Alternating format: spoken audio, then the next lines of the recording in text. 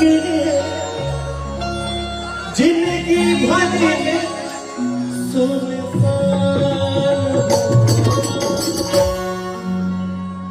कि जाएंगे चंदा ले आवा जा चंदा ले आवा खबरिया कैसा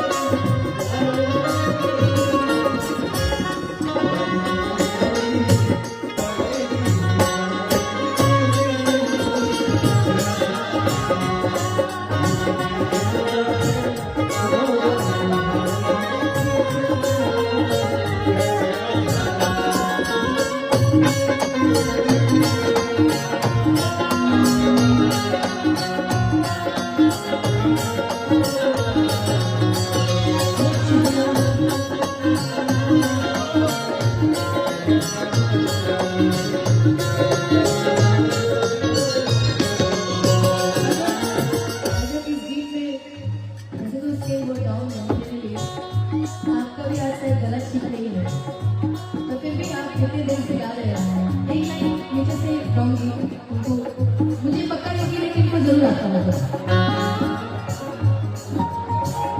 चार दिनों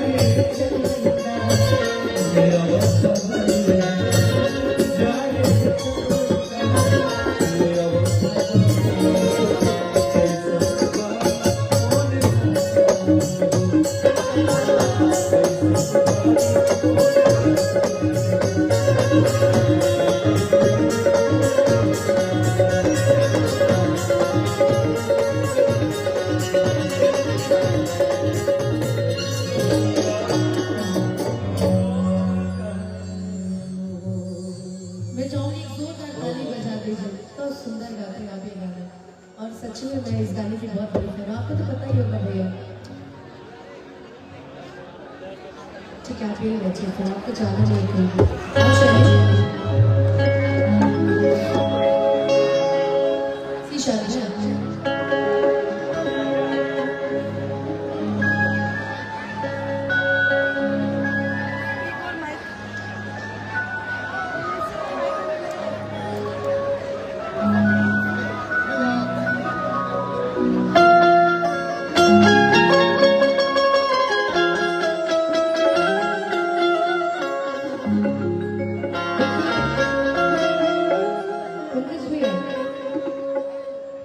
यही हमारे आर्य पंकज भैया है कि जैसे चकोर बिना तू अकेला,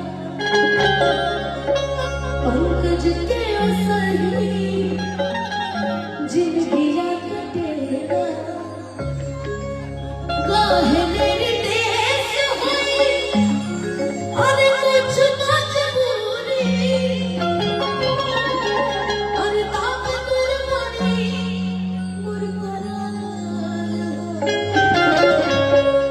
कि जाए चंदा ले हवा खबरिया, अरे कैसन गाने मोर जान।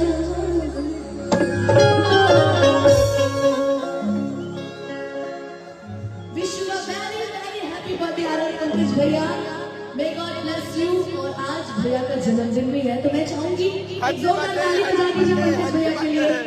ऐसे सितारों के लिए हमेशा एक हैप्पी बर्थडे का दिन होना चाहिए।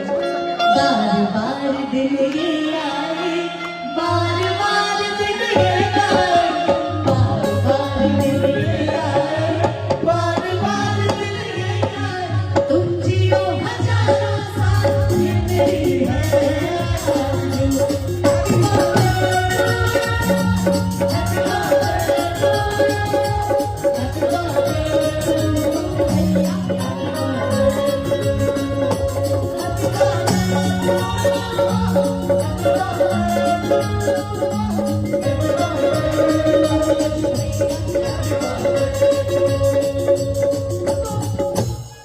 जन्मदिन का गिफ्ट है। सरस्वती पूजा सरस्वती पूजा चल रहा है, गिफ्ट तो आपको कल मिलेगा ना भैया जब आप पार्टी देंगे। तो जन्मदिन की अथाह शुभकामनाएं भैया। बाकी नितेश जी आप कुछ बोलेंगे? आप ऐसे ही आपका जन्मदिन आता है, हम लोग मनाते रहे, और कि आपको याद है? मुझे याद रहता है। मैं सच बोलता हूँ, देखिए कि अनुपमा जी आपको बहुत प्यार किया। एक बार जोरदार ताली हमारे बड़े भैया पंकज भैया के लिए और अनुपमा जी के लिए।